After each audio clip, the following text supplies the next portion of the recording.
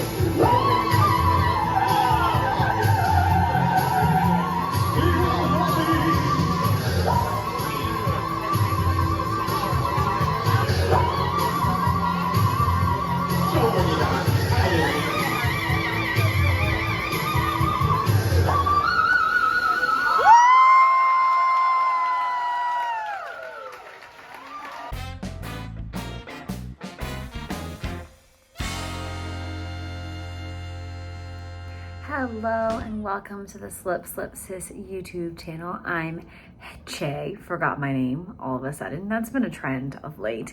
And I am half of your Slip Slip sisters coming to you with a travel vlog here. I am in New York City for I think you can say maybe 2 days or so. It is a super quick trip and we're off to a wild start. I failed on doing an intro before I actually got on the planes because my flight left at 6 a.m. So I was up at 3:45 ready to go for my flight. Flight 1 was actually not horrible, except there was a ton of turbulence. So we had 15 straight minutes of turbulence. So that was horrific. And then a bunch of turbulence trying to land. So I was very nauseated. And if you haven't been with us for a while, both Gabs and I get pretty severe motion sickness. So that was not fabulous. And then I'm trying to scurry through because I had 2 flights. I went from LA to Philly and then Philly to LaGuardia. I make it because we were a little bit delayed due to they had to slow down because of the turbulence.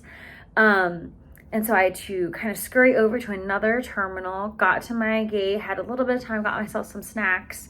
We board the plane pretty efficiently, and while we're waiting on the jet bridge to actually get to our seats, we get a text saying your new gate is C18 and we're already on the jet bridge at C22. And so we're maybe it's just a mistake because the flight attendants kept saying welcome everyone, non-stop flight to LaGuardia. And we're cool.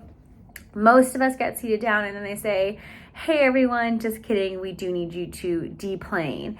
So that everyone's upset. We have to get up and walk over to C-18 because it was actually correct because there were some maintenance issues with the plane. It's super delayed. A lot of people are really anxious because they also had connecting flights after we got to New York.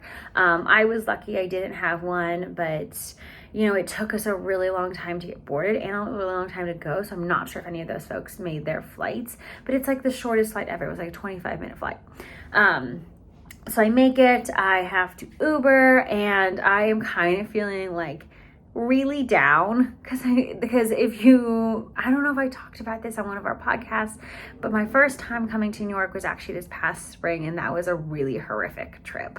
So I ended up not making a vlog of it because I was fighting for my life on that trip. So this is supposed to be New York 2.0, even though you never saw New York 1.0. So I just dropped my stuff at the hotel, and it's a super busy hotel. I'm staying right in Times Square. So there's a lot of stuff going on. It's a super busy space. But my mom had done research for me on all the places around me. So shout out Mom for like doing my homework for me. And she found the Ellen's Stardust Diner, which I think is a pretty well-known spot where a lot of folks, especially those aspiring to be on Broadway, work there. And because they sing, they do a 8-hour show basically every night where it's kind of like karaoke, but also not, because they're all like incredibly talented and they also are the wait staff. So it's a diner style, and I think Mom said the wait can range from 45 minutes to 2 hours. And it's like, it was a long line. And as I was walking up, I was like, oh God, I like really wanted to go to get the experience, but I was also starving because I skipped lunch due to the flight issues. So I stand at the back of the line, and luckily the hostess who was taking out people's numbers was basically the person before me, and then she came to me and she was like, how many? I said 1. She's like, you okay with the bar? And I was like, yeah. And she walked me right up. So I think I passed at least 50 people who were sitting out there in line, and they kept asking her what the time wait was going to be. She's like, I have no idea. And I could just feel them pointing daggers at me, and I was like, sorry, not sorry. And so I got in right away, which was incredible. I sat at the bar, and it was right in the middle of them doing a big kind of like cast number. So it was fabulous. The MC was wonderful. This was just an incredible experience. So Mood Uplifter, I have some footage of it.